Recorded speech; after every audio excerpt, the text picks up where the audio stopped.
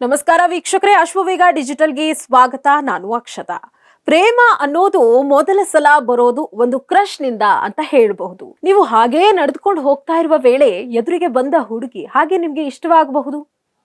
Bus ನಲ್ಲಿ ಮೊದಲ ಸಲ ಬಂದ ಹುಡುಗಿ ಮೇಲೆ ಕ್ರಶ್ ಆಗಬಹುದು, ಅಥವಾ ಯಾವುದೋ ನಟಿಯನ್ನ ನೋಡಿ ಕೂಡ ಕ್ರಶ್ ಆಗಬಹುದು. ಹುಡುಗಿಯರಿಗೂ ಇದೇ ರೀತಿ ಆಗುತ್ತೆ. ಈ ಕ್ರಶ್ ಕೆಲವರಲ್ಲಿ ಹೆಚ್ಚು ಸಮಯ ಇರಲ್ಲ, ಆದ್ರೆ ಇನ್ನೂ ಕೆಲವರಲ್ಲಿ ಇದು ಪ್ರೇಮವಾಗಿ ಪರಿವರ್ತನೆ ಆಗುತ್ತೆ. ಆದ್ರೆ ಯಾರ ಮೇಲಾದ್ರೂ ತಮಗೆ ಕ್ರಶ್ ಆಗಿದ್ರೆ ಆಗ ತುಂಬಾ ವಿಚಿತ್ರವಾಗಿ ವರ್ತಿಸಲು ಆರಂಭಿಸ್ತೇವೆ. ಇದು ನೀವು ಮಾತ್ರವಲ್ಲ, ಹಲವಾರು ಮಂದಿಗೆ ಇದೇ ರೀತಿಯ ಅನುಭವ ಆಗಿದೆ. ಆದ್ರೆ ನೀವು ಆಗಿನಿಂದಲೂ ಇದನ್ನ ಓದ್ತಾ ಇರುವ ವೇಳೆ ಕ್ರಶ್ ಅಂದ್ರೇನು ಅಂತ ಕೂಡ ಆಲೋಚಿಸ್ತಾ ಇದ್ರೆ ಅದ್ರ ಬಗ್ಗೆ ಇಲ್ಲಿದೆ ಒಂದಷ್ಟು ಮಾಹಿತಿ. ಯಾರ ಮೇಲಾದ್ರೂ ನಿಮಗೆ ತುಂಬಾ ಗಾಢವಾದ ಆಕರ್ಷಣೆ ಅಥವಾ ಭಾವನೆ ಉಂಟಾದ್ರೆ ಅದನ್ನ ನಾವು ಕ್ರಶ್ ಅಂತ ಹೇಳಬಹುದಾಗಿದೆ. ನಿಮಗೆ ಕ್ರಶ್ ಆಗಿರುವಂತಹ ವ್ಯಕ್ತಿಗೆ ಈ ಬಗ್ಗೆ ತಿಳಿದೇನೂ ಇರಬಹುದು.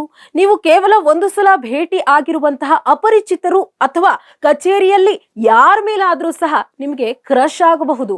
ಆದ್ರೆ ಇಂತಹ ಕ್ರಶ್ ಆಗಿರುವಂತಹ ವ್ಯಕ್ತಿಗಳು ಯಾವಾಗ್ಲೂ ತುಂಬಾ ವಿಚಿತ್ರವಾಗಿ ವರ್ತಿಸ್ತಾರೆ ಮತ್ತು ಮುಜುಗರ ಉಂಟು ಮಾಡುವಂತಹ ವರ್ತನೆಯನ್ನ ತೋರಿಸ್ತಾರೆ.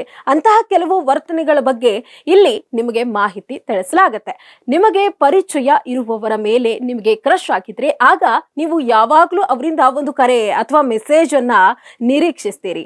ನಿಮ್ಮ ಫೋನ್ ರಿಂಗ್ ಆದ್ರೆ ಸಾಕು, ಅವ್ರದೇ ಫೋನ್ ಬಂತ ಅಂತ ಹೇಳಿ ಎಲ್ಲವನ್ನ ಬಿಟ್ಟು ಕರೆ ಸ್ವೀಕರಿಸಲು ಬರ್ತೀರಿ. ಬೇರೆ ಯಾರ್ದೋ ಫೋನ್ ಆಗಿದ್ರೆ ಆಗ ನೀವು ತುಂಬಾ ನಿರಾಸೆಗೊಂಡು ಮರಳಿ ಮೊದಲಿನ ಕೆಲಸಕ್ಕೆ ಹಿಂದಿರುಗ್ತೀರಿ. ನಿಮಗೆ ಕ್ರಶ್ ಆಗಿರುವ ವ್ಯಕ್ತಿಯ ಕರೆಗೆ ಬೇರೆಯೇ ರಿಂಗ್ ಟೋನ್ ಅನ್ನ ಅಳವಡಿಸಿಕೊಳ್ಳುವಿರಿ. ಇದರಲ್ಲಿ ತುಂಬಾ ರೊಮ್ಯಾಂಟಿಕ್ ಆಗಿರುವಂತಹ ರಿಂಗ್ ಟೋನ್ ಅನ್ನ ನೀವು ಅಳವಡಿಸಿಕೊಳ್ತೀರಿ. ಈ ರಿಂಗ್ ಟೋನ್ ನಿಮಗೆ ತುಂಬಾ ಒಳ್ಳೆಯದೆಂದು ಅನಿಸಿದ್ರೂ ಕೂಡ ಬೇರೆಯವರಿಗೆ ಇದು ತುಂಬಾ ಮುಜುಗರ ಅಥವಾ ಕಿರಿಕಿರಿ ಉಂಟಾಗಬಹುದು. ಕ್ರಶ್ ಆಗುವ ವ್ಯಕ್ತಿಯ ಜೊತೆಗೆ ನೀವು ಮಾತನಾಡುವ ವೇಳೆ ಮುಜುಗರದ ಸನ್ನಿವೇಶ ನಿರ್ಮಾಣ ಮಾಡಬೇಡಿ. ಕೆಲವು ದೊಡ್ಡ ವ್ಯಕ್ತಿಗಳಿಗೂ ಕೂಡ ಇಂತಹ ಅನುಭವ ಆಗಿದೆ. ನಿಮಗೇನಾದ್ರೂ ಕ್ರಶ್ ಆಗಿದ್ರೆ ಆ ಅನುಭವ ಹೇಗಿತ್ತು ಅಂತ ಕಮೆಂಟ್ ಮೂಲಕ ತಿಳಿಸಿ. ನೋಡ್ತಾ ಇರಿ ಅಶ್ವವೇಗ ಡಿಜಿಟಲ್. ಇದು ಸತ್ಯಾನ್ವೇಷಣೆಯ ಓಟದಲ್ಲಿ.